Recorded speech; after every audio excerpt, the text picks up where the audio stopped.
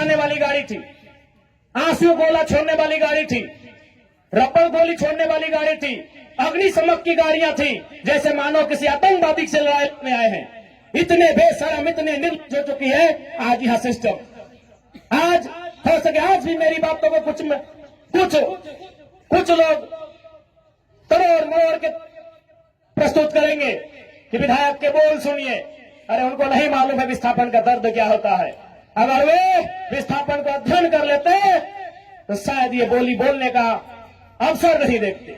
इसलिए आज की मैं शायद इस बात को आप लोग मेरा गलत कहें, लेकिन मैं कह रहा हूं कि कोयलांचल में रहने वाले लोग जो विस्थापित लोग हैं वो हम दो, हमारे दो नहीं, दो बच्चों को एक्स्ट्रा जन्म दीजिए और उनको केवल और केवल विद्रोह की भावना के साथ तैयार कीजिए कि आपको बदला लेना है। बिल्कुल इस मेरी बात से बहुत सारी आपत्ति होगी, ना तो कर सकते हैं। एक 30 साल का लड़का अपने आराम के जीवन को छोड़कर, ऐसो आराम को छोड़कर आज आपके लिए कांटों के रास्ते में चलने के लिए तैयार है। आप कम से कम ये जो 15, 16, 50, 60 समितियां बना के रखे हैं विस्थापन के नाम में, क्या एक नहीं कर सकते हैं? आप जिस दिन एक करेंगे इनको यहां से उखाड़ के फेंक देंगे। अब कीजिए। आज बीएसएल में भी हम जाते हैं, वहां 52 समितियां हैं। विस्थापन मोर्चा, मैं एक विधायक हूं, एक 30 साल का युवा, एक सुनहरा सपना, एक सुनहरी जिंदगी हमारे सामने, लेकिन आज उस जिंदगी को ठोकर मार के हम कांटों की ताज को स्वीकार करते हैं। उस सुनहरी, उस मखमली जीवन को हम ठोकर मार के कांटों के रास्ते को चुन रहे हैं, जबकि आपको भी मालूम है हम माननीय हैं, फूलों का बिस्तर हमारा स्वागत करने के लिए तैयार है, लेकिन हम कांटों की राह चल रहे हैं। ऐसा टीम बनाकर आई थी जैसे मानो वो रैयतों से नहीं बल्कि किसी आतंकवादियों से मुकाबला करने आए हैं। क्या हाल होगा आपको सोच के देखिए। एक विधायक है हम, ठीक है, हमारे समर्थकों ने गलत किया था, सही किया था, वो अलग विषय है, लेकिन प्रशासन का ये रूप, ये कौन सा संवैधानिक तरीका है भाई? एक महज मामूली क्वार्टर का विषय था। ऐसे ऐसे क्वार्टर धनबाद बोकारो में गिनेंगे तो शायद 1 लाख के आसपास होगा, 1 लाख आसपास होगा। एक मामूली क्वार्टर के लिए जो प्रशासन ने अपना एक घृणित चेहरा दिखाया, बिल्कुल ये घृणित चेहरा था प्रशासन का, ये नफरती चेहरा था प्रशासन का, ये असंवैधानिक अमानवीय चेहरा था प्रशासन का। एक विधायक के साथ जब वो इस प्रकार का व्यवहार कर सकते हैं तो सोचिए आम ग्रामीण रैयत विस्थापितों का क्या हश्र होगा आने वाले सालों में। इसलिए आज मैं तमाम रैयतों से जिन्होंने किसी परियोजना में, किसी कल कारखाने में, कि डीवीसी की परियोजना हो या सीसीएल पीसीसीएल की परियोजना हो, जिन्होंने अपनी जमीन देने का काम किया है, आज उन्हें एक मंच में आने की आवश्यकता है। मैं आपसे यह आह्वान करने आया। आज मैं एक विधायक हूं, एक 30 साल का युवा, एक सुनहरा सपना, एक सुनहरी जिंदगी हमारे सामने, लेकिन आज उस जिंदगी को ठोकर मार के हम कांटों की ताज को स्वीकार करते हैं। उस सुनहरी, उस मखमली जीवन को हम ठोकर मार के कांटों के रास्ते को चुन रहे हैं, जबकि आपको भी मालूम है हम माननीय हैं, फूलों का बिस्तर हमारा स्वागत करने के लिए तैयार है, लेकिन हम कांटों की राह चल रहे हैं। आज प्रत्येक दिन दर्जनों ठेकेदारों का फोन आता है, बैठेंगे विधायक जी, दर्जनों वीआईपी लोगों का फोन आता है, 2 मिनट बैठिए विधायक जी, और आपको भी मालूम है उनके साथ बैठेंगे तो क्या डील होगा, आपको भी मालूम है। करोड़ों में ना सही लाखों में तो डील जरूर होगा। यानी एक मखमली बिस्तर को हम ठोकर मार के कांटों के साथ चल रहे हैं। किसके लिए? झारखंड के वंचित आवाम के लिए हम चल रहे हैं। आज क्या कमी होगी, एक माननीय को क्या कमी हो सकती है भाई? हमें आवास मिलेगा, गाड़ी की सुविधा मिलेगी, टीए मिलेगा, हर प्रकार की सुविधा मिलेगी, भत्ता मिलेगा, हवाई यात्रा मिलेगा, रेलवे की यात्रा मिलेगी और लाखों रुपए की सैलरी मिलेगी। उस ऐसो आराम के जीवन को ठोकर मारते हुए हम आपके बीच विधायकी के साथ साथ अपनी जान को हथेली में लेके घूम रहे हैं। बताइए तो झारखंड के इतिहास में ऐसे आज के इस दौर में एक भी विधायक का नाम बताइए। अरे विधायकी तो छोड़िए, हम अपने जान को हथेली में लेके घूम रहे हैं। जिस दिन 2 बजे रात को हम बेरमो में आए, हमारी गाड़ी में हमारा एक भी अंगरक्षक नहीं था। वे लोग सोच चुके थे। हमने कहा कोई दिक्कत नहीं है। हमने केवल ड्राइवर को फोन किया, वो भी अपने ससुराल में थे, क्योंकि आपको भी मालूम है मेरे घर में इतना जगह नहीं है कि हम 4 लोगों को ठहरने के लिए बोल सके। बगल में हमारे एक मित्र का घर है, वहीं रात रहने के लिए हम जाते हैं, वो विधायक है।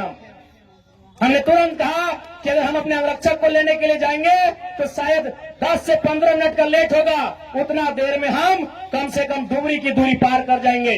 20 किलोमीटर हम 15 मिनट में सफर कर जाएंगे, इसलिए अंगरक्षक को सोने दीजिए, हम अकेले आएंगे। हम अपने जान को, अपने जीवन को हथेली में रख के चल रहे हैं। किस लिए?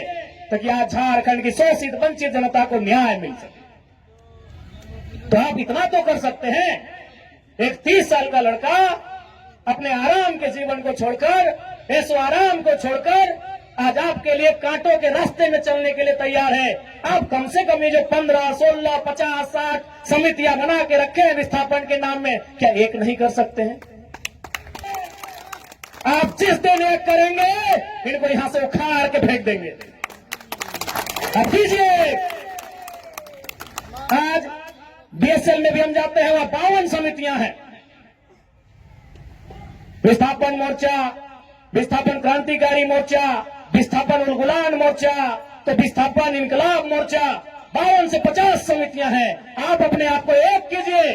आज अपने निजी स्वार्थ का त्याग कीजिए। आज अपने मन के मतभेद को त्याग कीजिए, क्योंकि आज अगर नहीं संभले तो याद रखिएगा आने वाले 20 सालों में, अरे आज तो कम से कम आपके हिस्से की बात कोई कर पा रहा है, आपकी हक की बात कोई बोल पा रहा है। आने वाले दिन अगर बोलेंगे ना तो शायद आपकी जबान काट ली जाएगी, बिल्कुल काट ली जाएगी। ये कौन सा रूप था? आप ही बताइए, कौन सा रूप था प्रशासन का? देखा था ना आपने? अरे पुलिस तो छोड़िए, पानी बरसाने वाली गाड़ी थी, आंसू गोला छोड़ने वाली गाड़ी थी, रपड़ गोली छोड़ने वाली गाड़ी थी, अग्निशमक की गाड़ियां थी, जैसे मानो किसी आतंकवादी से लड़ाई में आए हैं। इतने बेशरम, इतने निर्लज्ज हो चुकी है आज यहां सिस्टम। आज हो सके आज भी मेरी बातों को कुछ लोग तरोड़ मोड़ के प्रस्तुत करेंगे कि विधायक के बोल सुनिए। अरे उनको नहीं मालूम है विस्थापन का दर्द क्या होता है। अगर वे विस्थापन को अध्ययन कर लेते तो शायद ये बोली बोलने का अवसर नहीं देखते। इसलिए आज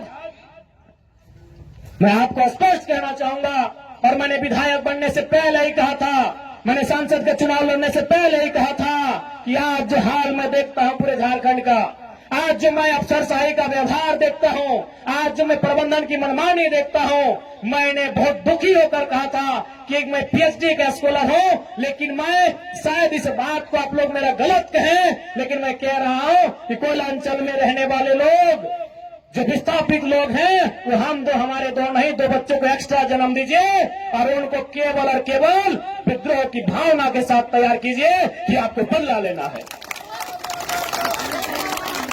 बिल्कुल इस मेरी बात से बहुत सारे लोगों को आपत्ति होगी कि माननीय कैसा बोल रहे हैं, लेकिन उनको क्या मालूम कि जिस जमीन को हमारे बाप दादा ने 1970 में दिया है, हमारे बाबूजी मर गए, लेकिन आप भी जवान बेटा वो बुढ़ापे की ओर चला गया है, लेकिन इंसाफ नहीं मिल पाया। और ये तो गनीमत है।